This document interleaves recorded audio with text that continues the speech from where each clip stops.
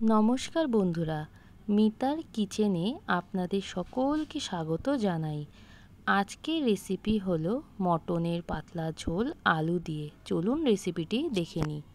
এখানে আমি 500 গ্রাম মতো মটন নিয়ে নিয়েছি, আর এখানে 5টা মতো আলু আমি 2 টুকরো করে কেটে রেখেছি। এখানে আমি 4টে মিডিয়াম সাইজের পেঁয়াজ কুচি করে রেখেছি, আর 5টা মতো কাঁচা লঙ্কা, একটা গোটা রসুন, আর 3 ইঞ্চি মতো আদা আমি নিয়ে নিয়েছি।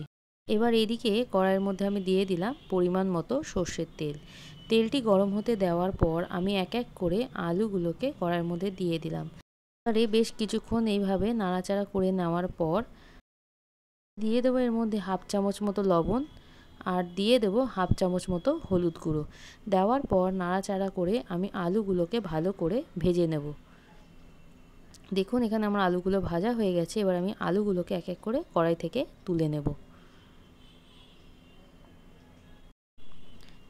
এবারে যেই তেলের মধ্যে আমি আলুগুলোকে ভেজেছিলাম তার মধ্যেই আমি দিয়ে দিলাম কেটে রাখা পেঁয়াজের কুচিগুলো।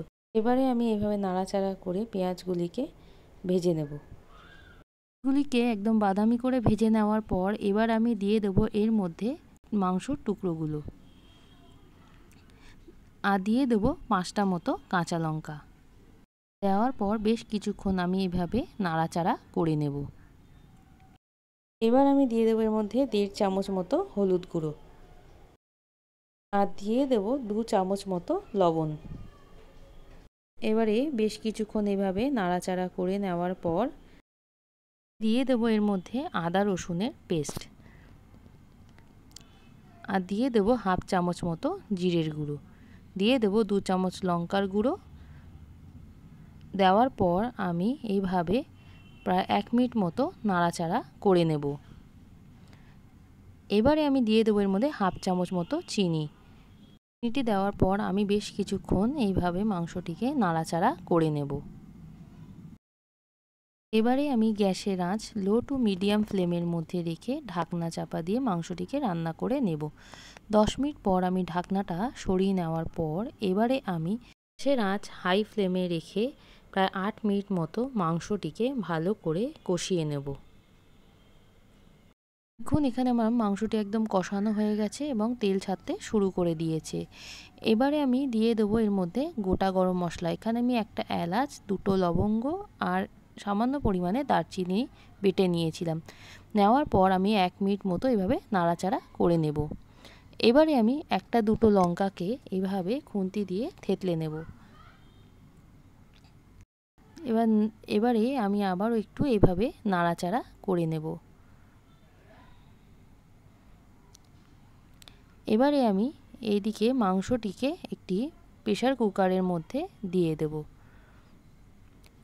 আর দিয়ে দেবো এর মধ্যে ভেজে রাখা আলুগুলো। এবার আমি দিয়ে দেবো এর মধ্যে পরিমাণ মতো জল। এবারে আলুটা আর মাংসটা এইভাবে একটু নেড়ে চেড়ে নেব।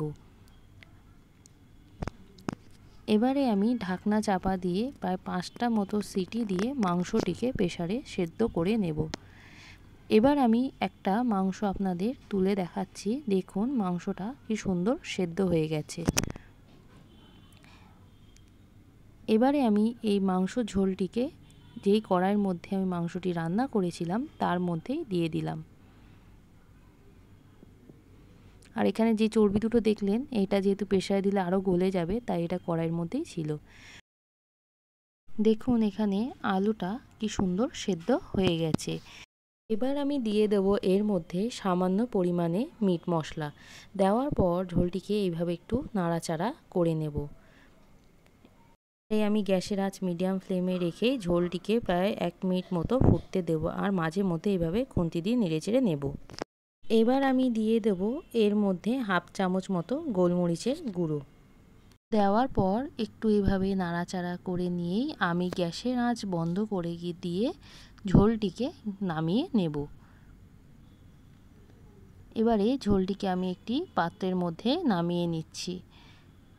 আপনারা চাইলে বাড়িতে এইভাবে পাতলা করে মটনের ঝোল বানিয়ে দেখতে পারেন। আশা করি আপনাদের ভালো লাগবে। ভিডিওটি দেখার জন্য ধন্যবাদ, আর পারলে একটু লাইক আর সাবস্ক্রাইব করে দিয়ে যাবেন।